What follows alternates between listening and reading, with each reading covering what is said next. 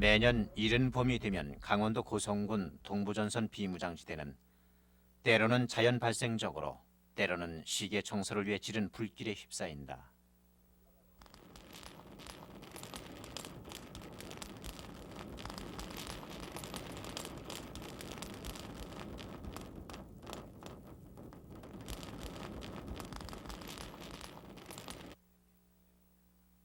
인간의 목적 때문에 몇십 년 동안 불길을 피할 수 없었던 비무장지대. 그러나 그 속에서도 자연은 강인한 생명력을 갖고 있다. 그래서 DMZ의 자연의 순환은 계속되고 DMZ는 이제 세계가 인정하는 생태계 보고가 되어 있다.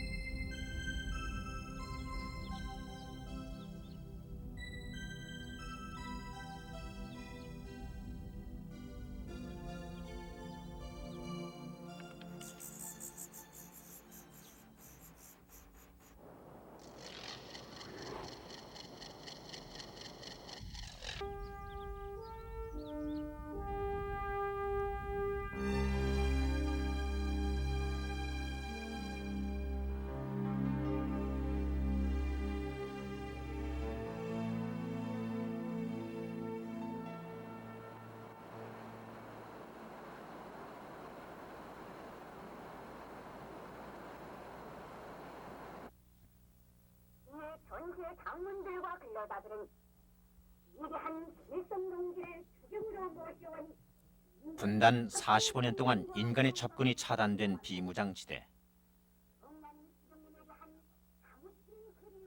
여전히 대남방송 확성기 소리가 요란한 비무장지대에는 언제나 긴장감이 흐르고 있다. 위대한 수령 일성동지는 우리 당과 국가의 장관자이시고 사회주의 조선의 지도이시며 민계주의 박사는 이 지역에서 가장 안전하다고 생각되는 참호 속에 둥지를 틀었다. 불출한 정치가 흑된 대치의 강철의 연산 민족의 같은 생명과 영광을 절감하며 억만 수령님에게 멀리 금강산 자락에 손에 잡힐 듯 보이고 분단의 강, 남강이 군사분계선이 되어 흐르고 있는 휴전선 155마일 동쪽 끝 비무장지대. 건봉산을 지나 북쪽으로 조금 더 올라가면 남강의 상류인 고진동 계곡을 만날 수 있다.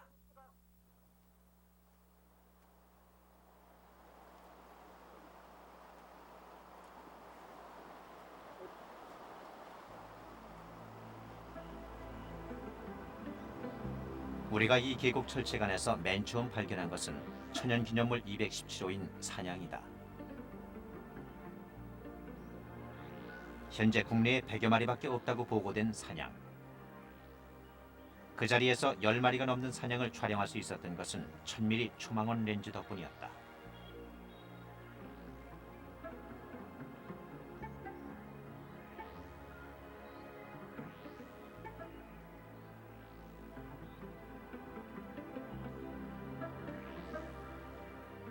이들은 불탄 자리에서 돋아나는 새싹과 풀뿌리를 뜯어먹는다. 인간은 불을 지르지만 역설적으로 산양은 그 혜택을 보고 있다고나 할까. 그러나 금강산이나 설악산 기암절벽을 오르내리며 살던 산양은 철조망 안에 갇혀있는 신세가 되었다. 취재팀은 또 하나의 천연기념물인 하늘다람쥐를 발견했다.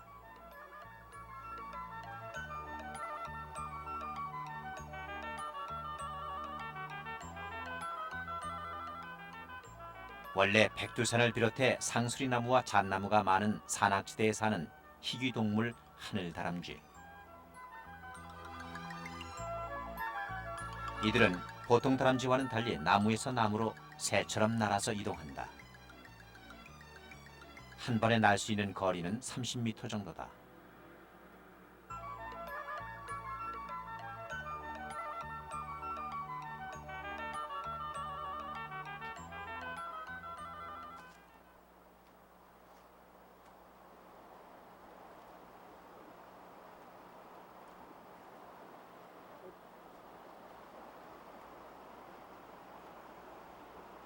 하늘 다람쥐가 날 수 있는 이유는 발 구조가 나무 타기에 적당하고 앞 뒷다리에 붙어있는 피부자락인 비막을 날개처럼 이용할 수 있기 때문이다.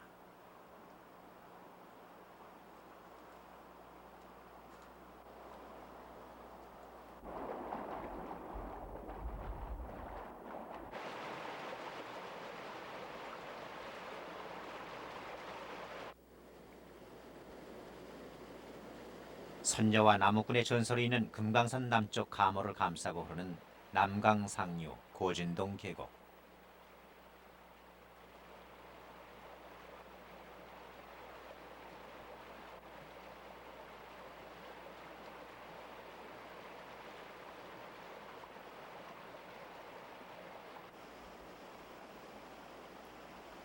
고진동 계곡은 아주 오래전엔 금강산으로 통하던 지름길이었다.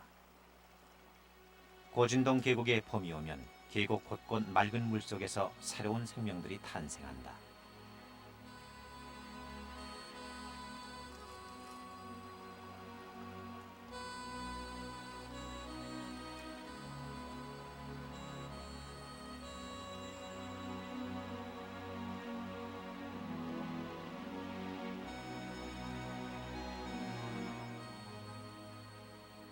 도룡뇽은 피부로 숨을 쉬기 때문에 산소량이 풍부한 고산의 찬 계류에서만 산다.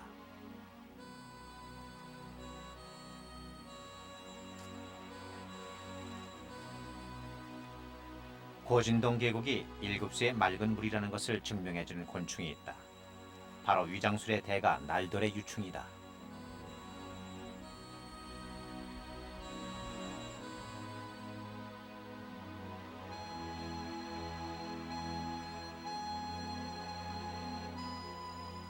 고진동 계곡 산자락에는 봄의 전령사인 야생화들이 서로의 자태를 뽐낸다.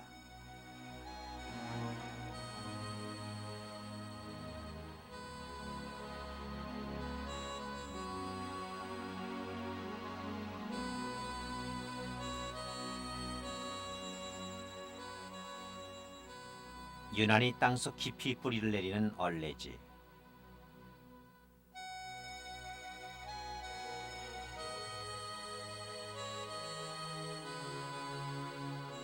처녀들이 입던 치마폭 같다 하여 이름 붙여진 처녀치마.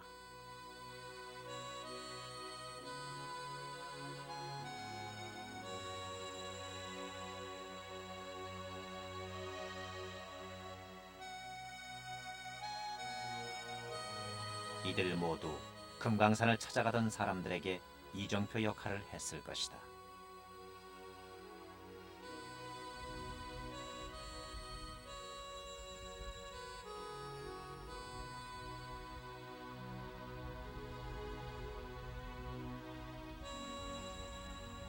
금강산으로 들어가는 길목에는 그 옛날 어느 누가 길가 언덕 옆에 초막이라도 짓고 산나물 캐며 살았던 곳인지 지금은 잡초만 무성한 집터가 남아있다. 그 집터 풀숲에는 보색을 띤 들꿩이 벌써부터 폴 안에 들어갔다.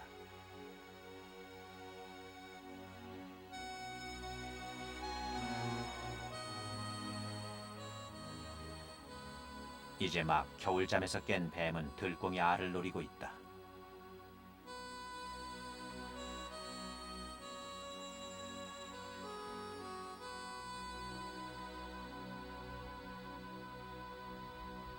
잡초밭에는 복숭아 나무가 주인 없는 집터를 지키고 있다.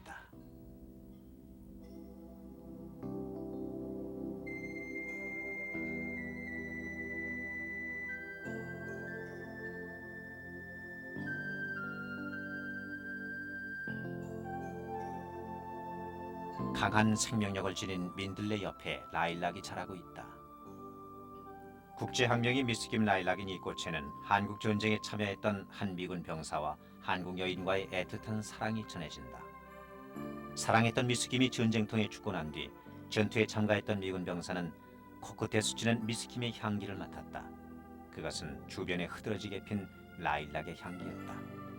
그 미군 병사는 라일락을 미국으로 가져갔고 미스킴 라일락은 이렇게 세상에 알려졌다.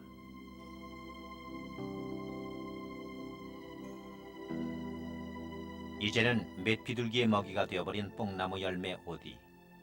그 옛날 아이들은 그 달콤함에 얼마나 행복해했을까.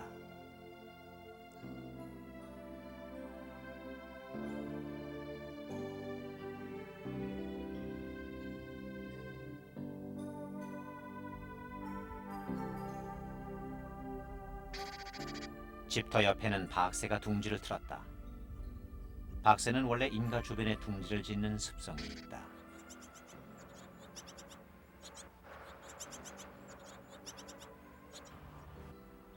박새는 새끼들을 위해 하루에 200~300마리나 되는 애벌레와 거미를 사냥해야 한다.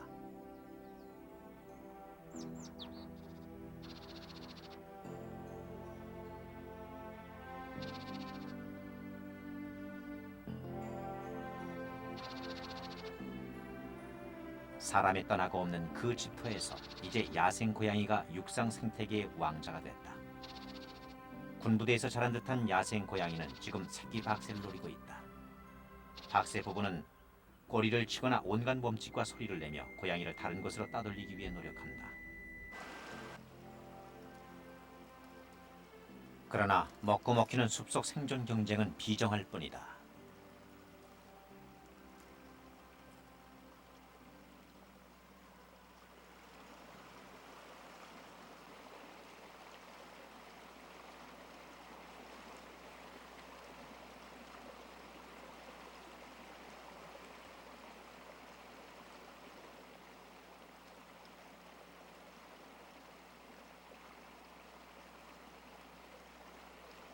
여름이 오면 고진동 숲은 원시림답게 하늘을 가릴 정도로 울창해진다. 군인들의 순찰은 더욱 힘들어지고 자신들의 안전을 위해 군인들은 완벽한 위장을 해야만 한다.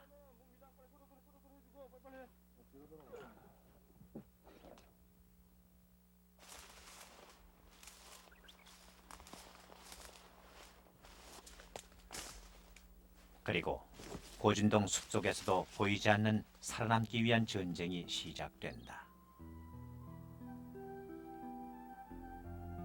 곤충계에서 자나방해벌레를 능가하는 위장술가는 없다. 나뭇가지 모양을 흉내내고 있는 이들.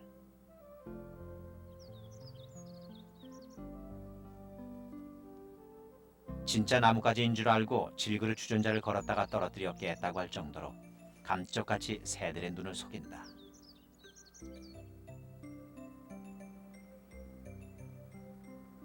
주위의 환경과 구별되지 않은 무늬, 색깔, 모양을 하고 배경 속에 녹아들어 적의 눈을 속이는 곤충들이 있다.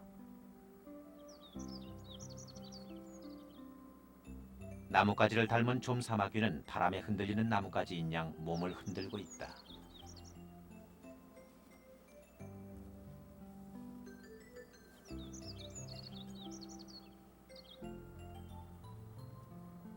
꽃으로 위장한 꽃게 거미는 한편으론 자신을 보호하면서 꽃을 찾아온 곤충을 잡아먹는다.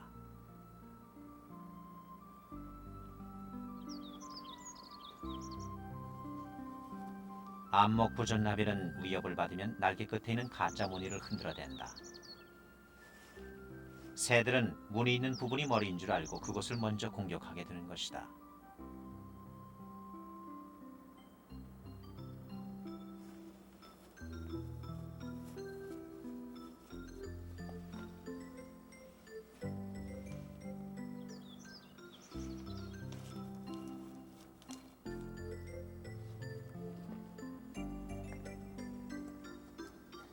범부전나비의 눈알 무늬는 포식동물을 놀라게 할 뿐만 아니라 적의 눈길을 무늬 쪽으로 끌 수 있다.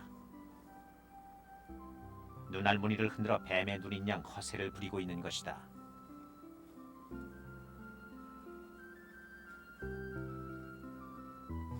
곤충들의 위장 효과는 너무 교묘해 동물 스스로 고안해낸 것처럼 보이지만 수백만 년, 수천만 년에 걸친 진화의 결과다. 어떤 애벌레들은 경고색이나 경계색으로 상대를 위협한다. 숲속의 새들은 화려한 몸빛깔의 곤충은 독이 있거나 맛이 없다는 것을 잘 알고 있다.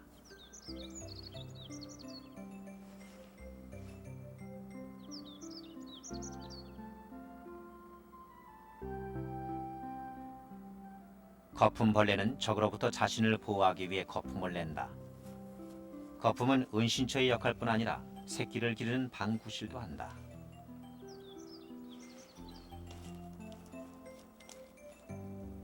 많은 곤충들이 생애의 전부를 애벌레 상태로 보내기 때문에 이때만큼 방어의 지혜가 필요한 때도 없다.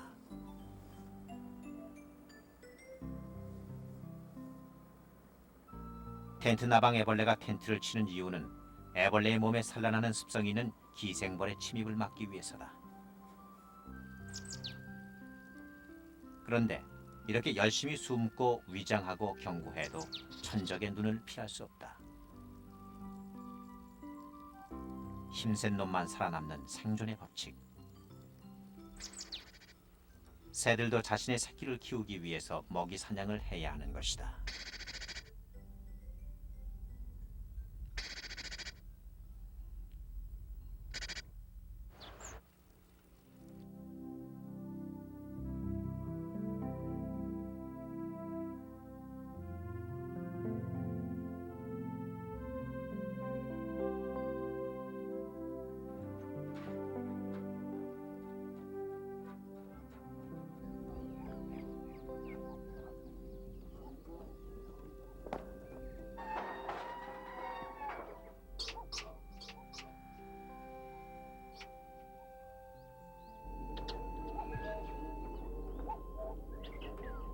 밤은 동물들에게 더 강한 경계심과 공포를 느끼게 한다. 야행성인 나방은 군초소의 벽에부터 완벽한 위장을 한다. 벽인지 나방인지 구분이 안 될 정도로 이들의 신체 방어술은 뛰어나다.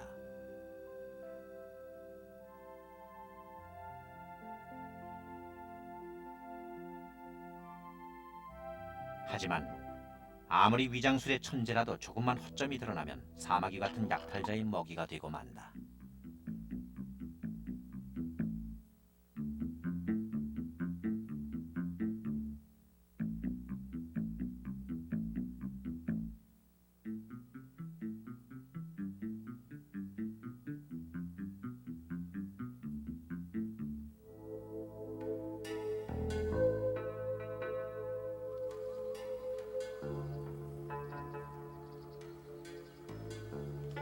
곤충들이 가장 위험할 때는 성충으로 탈바꿈할 때이다. 무방비 상태로 노출되어 있기 때문에 배짱이의 허물 벗기는 적들이 활동하지 않는 시간에 이루어진다. 배짱이가 완전한 성충이 되려면 이런 탈피를 7번이나 반복해야 한다. 풀잎에 거꾸로 매달리면 중력 때문에 쉽게 허물을 벗을 수 있다. 머리는 나왔지만 긴 더듬이를 빼내는 데에만도 또 몇 시간이 걸린다.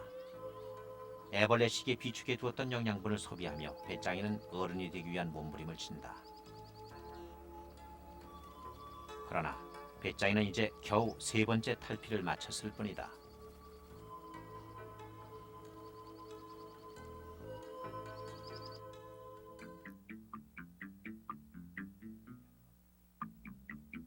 위장과 허세에 실패한 애벌레는 숲속의 작은 약탈자 개미의 공격을 피할 수 없다.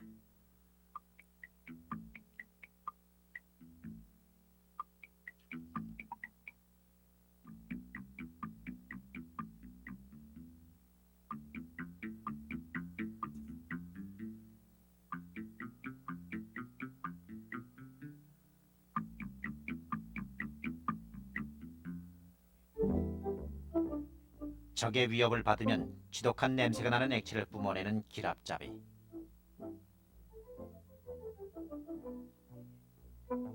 하지만 개미의 협동심에는 속수무책이다.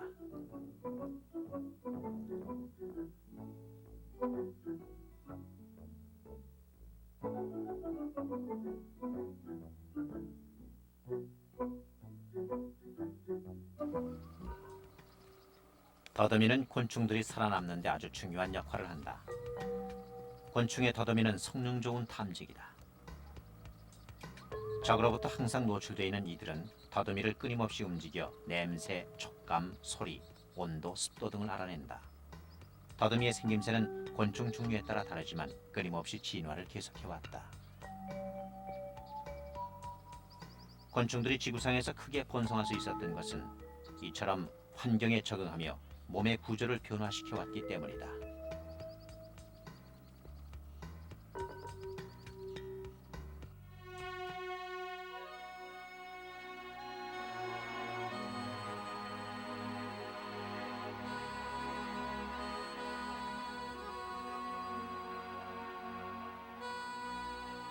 고진동 계곡에서는 금단의 땅 금강산이 손에 잡힐 듯하다.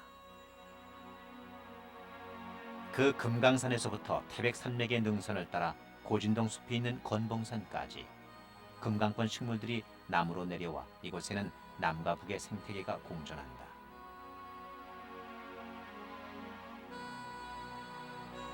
사람은 오가지 못하지만 이들 식물들은 철조망을 통과하여 계속해서 남쪽으로 이동하고 있는 것이다. 그 꽃들은 여름이 되면 더욱더 아름다운 자태를 뽐낸다.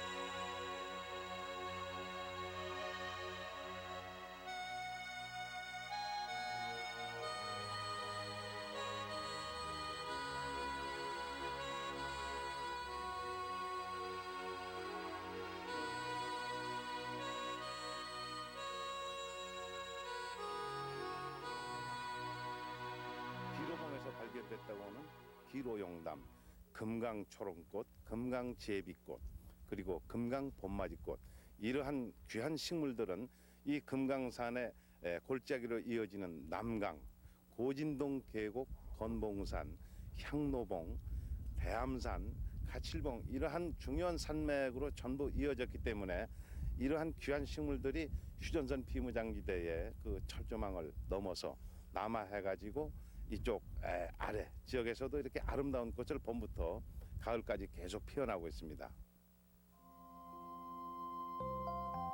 너무 아름다워 예전엔 적벽강으로 불리웠던 남강은 남과 북의 군사 분계선 역할을 한다.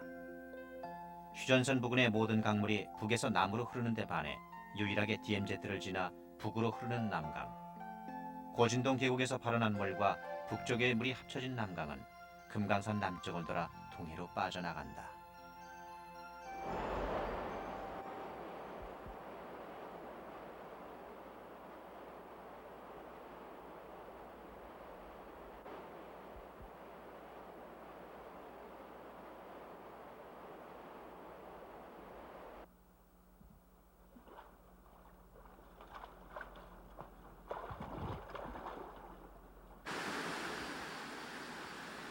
고진동 계곡 상류에는 맑은 물에만 사는 냉수성 어류들이 살고 있다. 물이 맑고 산소의 양이 풍부한 고진동 계곡은 한여름에도 수온이 20도를 넘지 않는다.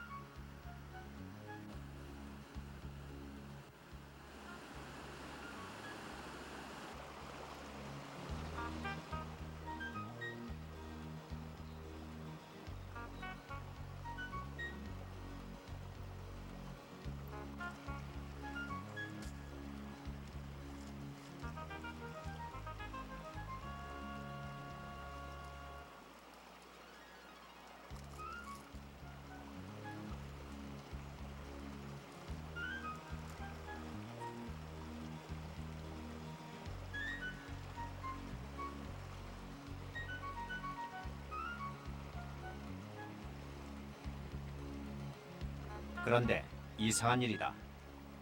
보통 태백산맥을 중심으로 동서의 물고기를 나누는데 고진동 계곡에서 서쪽의 물고기인 금강모치와 미유기가 발견된 것이다.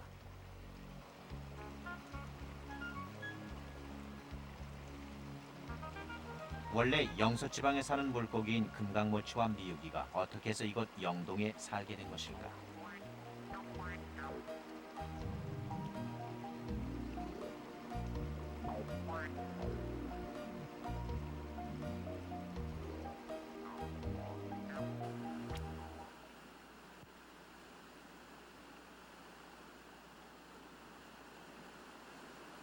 수온은 언제나 15도 정도를 유지하고 있어 냉수성 어류가 살기에 적당한 곳이긴 하다.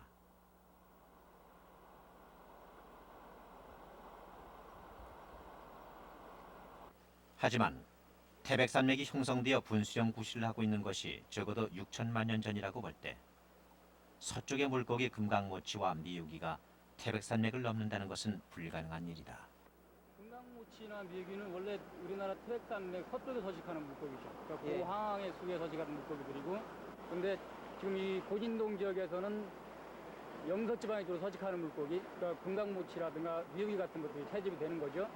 근데 아마 이런 영서지방에 채집되는 어류들이 지금 영동지방에 속하는 이 고진동 지역에 채집되는 걸로 봐서는 이 하천 어딘가에서 하천쟁탈이 일어나서 영서지방의 어류들이 아마 이 고진동 계곡으로 영동지방에 유입된 게 아닌가 그런 추측이 들죠.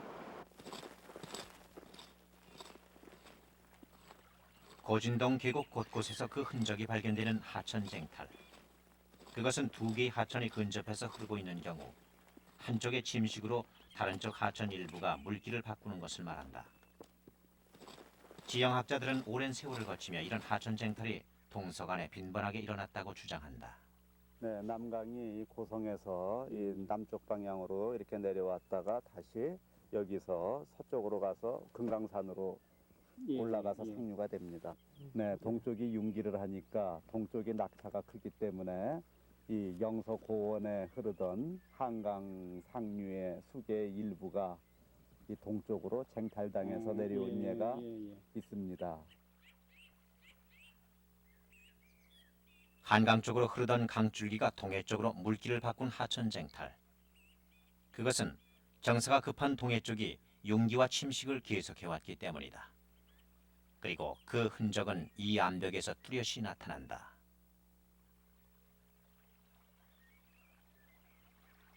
이런 하천 쟁탈은 한강이나 낙동강 수계에서도 발견되고 있다. 하천 쟁탈의 결과 영서의 담수어가 영동으로 옮겨간 것이다. 하천 침식을 증명하는 물에 깎인 둥근 돌은 고진동 계곡 곳곳에서 발견된다.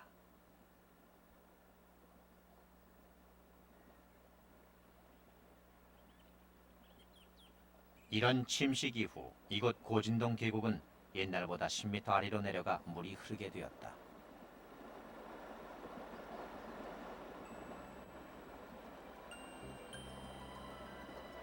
영서에서 살던 물고기 금강모치는 고진동 계곡에 적응하여 이곳에서 알을 낳고 새끼를 키운다.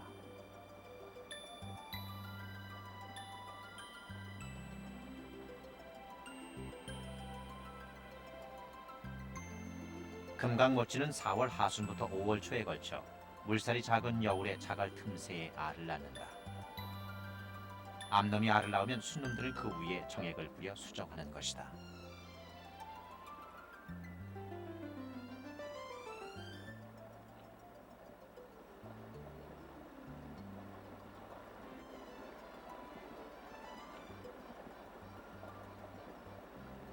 금강모치가 어떻게 부화가 되는지 그 과정을 현미경 촬영해 보았다.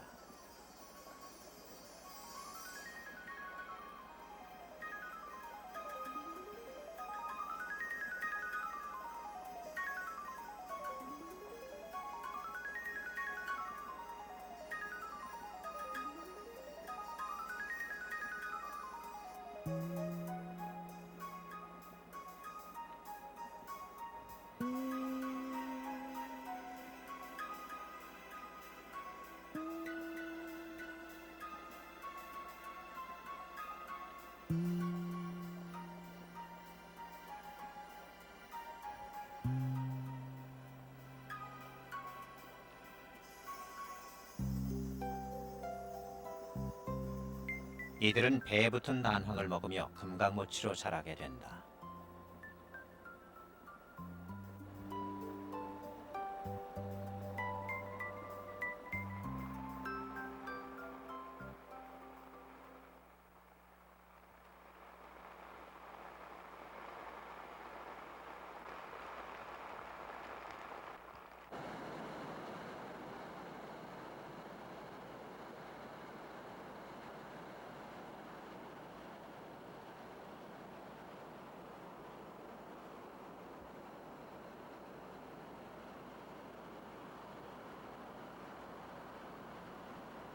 긴 장마와 급류에도 고진동 계곡의 곤충들은 자신의 종족을 보존하기 위해 최선을 다한다. 멋진 위장술로 번데기 시기를 보낸 날돌의 유충도 빗방울이 거세지기 전에 성충으로 탈바꿈 할 기회를 노리고 있다.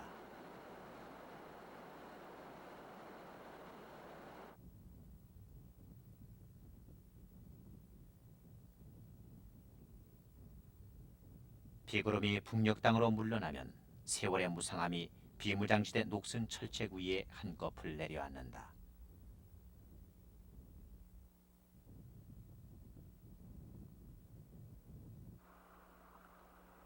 그리고 고진동 숲은 여름 내내 짙은 안개로 덮인다.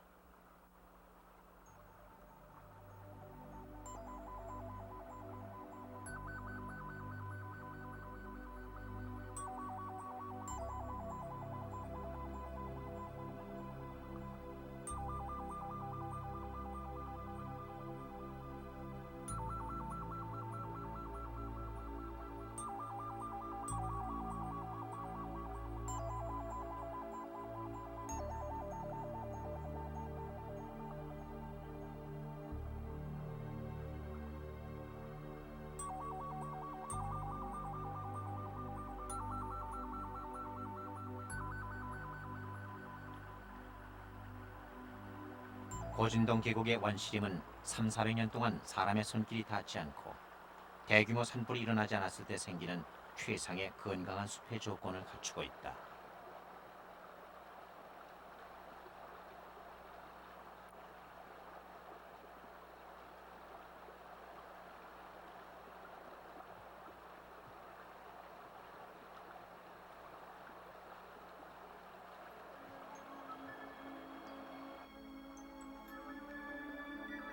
건강한 숲이란 숲의 천이가 잘 되고 있는 숲을 말한다.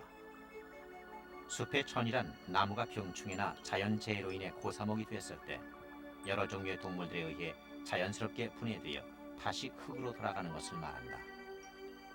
그러면 거기서 다시 새 생명이 탄생하게 되는 것이다. 나무는 살아있는 동안 주위로부터 많은 영양분을 모아 저장하기 때문에 고사목은 동물들에게 은신처와 먹이를 제공한다.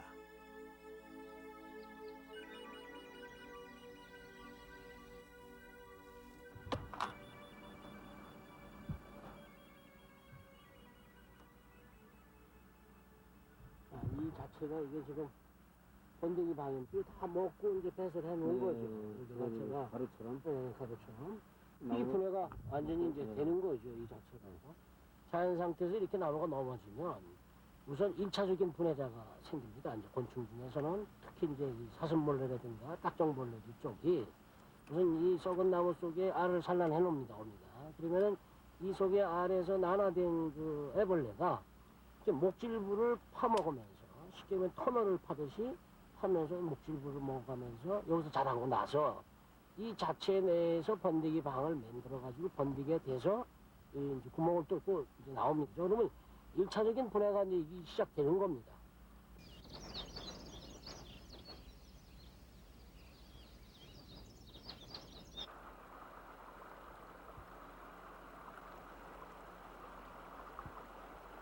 고사목에 맨 처음 달려드는 것은 식물로는 버섯, 동물로는 나무를 먹고 사는 딱정벌레와 개미들이다.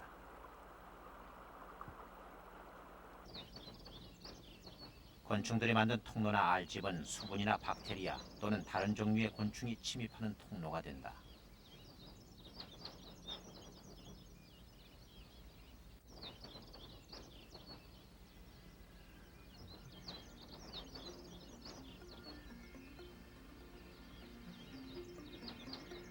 달팽이나 곤충의 유충들은 버섯과 쓰러진 나무 조각을 먹고 산다. 그 다음에는 이들을 먹이로 삼는 동물이 나타난다. 나무의 속과 주위에서 완전한 먹이사슬 관계가 생기는 것이다.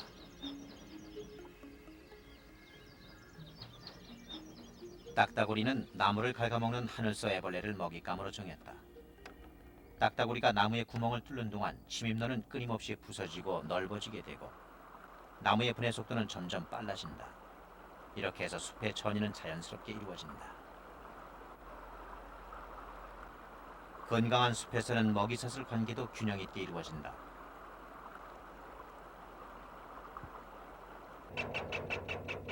청어 반새는 이런 먹이사슬 관계 속에서 새끼 키우기에 최적의 조건을 누리는 것이다.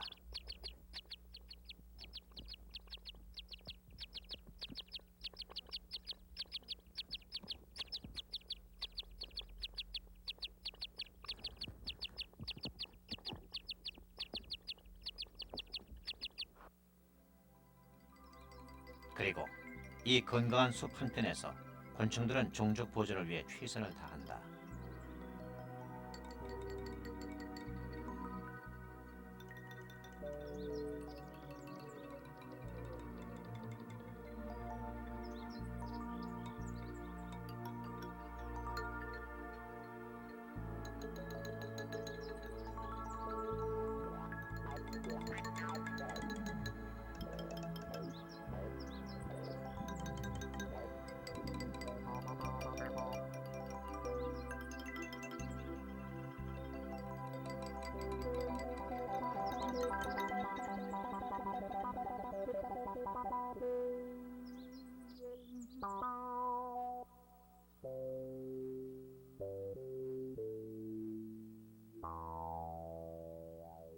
짝짓기가 끝난 곤충들은 알을 낳을 집짓기에 들어간다.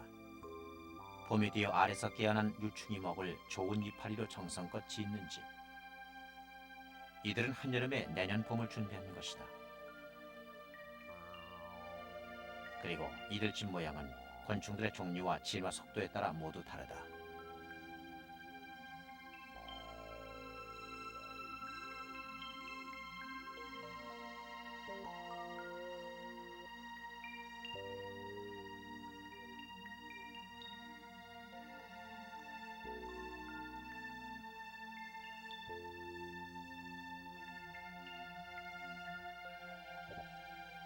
그 중에서 남새 거우벌레의 요람 만들기는 감동적이다.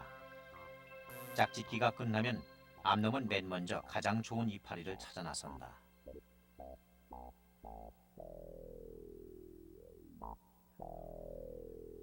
일단 마음에 드는 잎을 찾으면 암놈은 뾰족한 주둥이를 가위 삼아 굵은 가지를 자르기 시작한다.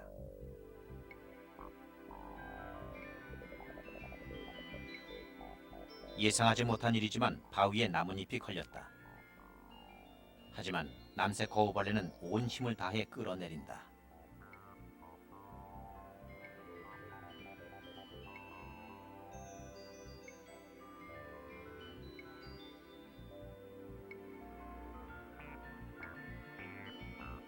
남새 거우벌레는 이제 나뭇잎을 하나씩 하나씩 말아간다.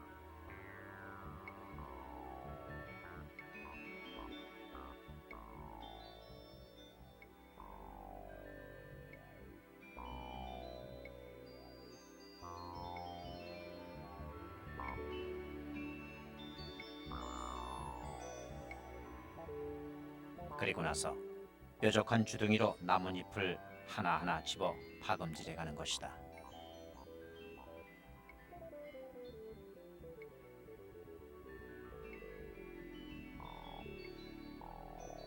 첫째 잎을 다 말면 그 위에 알을 낳는다.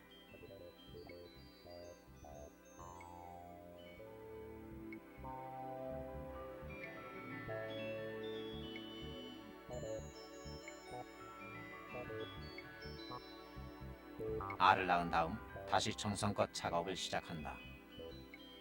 이번에는 새순으로 마른 잎을 고정시키는 작업이다.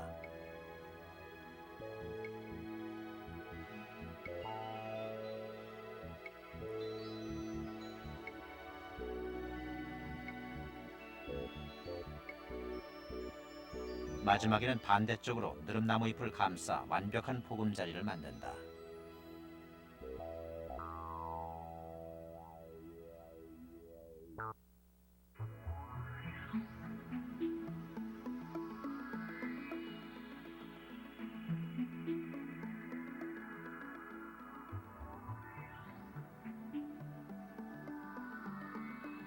이렇게 하루하고도 반나절. 남새 거우벌레의 종족 번식을 위한 피나는 노력 끝에 보금자리는 완성되는 것이다.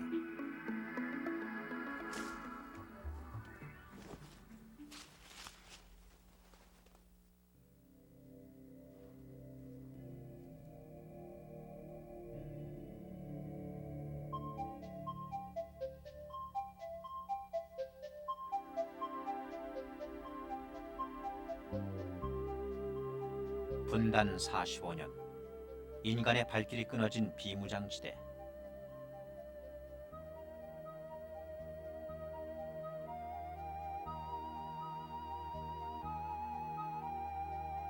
DMZ라는 특수한 환경 속에서 끊임없이 계속된 먹고 먹히는 비정한 적자 생존의 원리.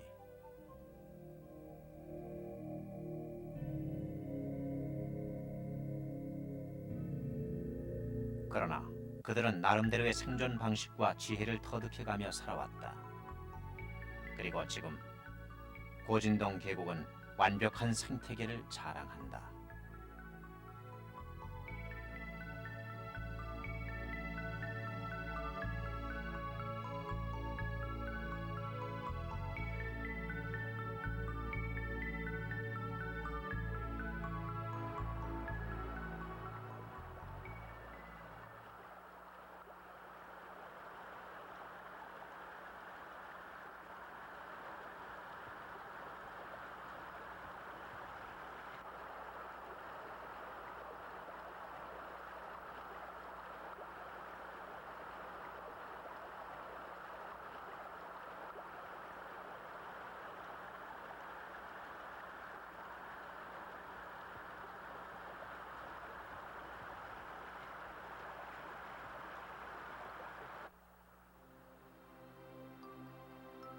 고진동 계곡을 흘러나온 강물은 남강과 합류되고 이 남강은 군사분계선을 넘어 금강산을 휘돌아 동해로 빠져나간다.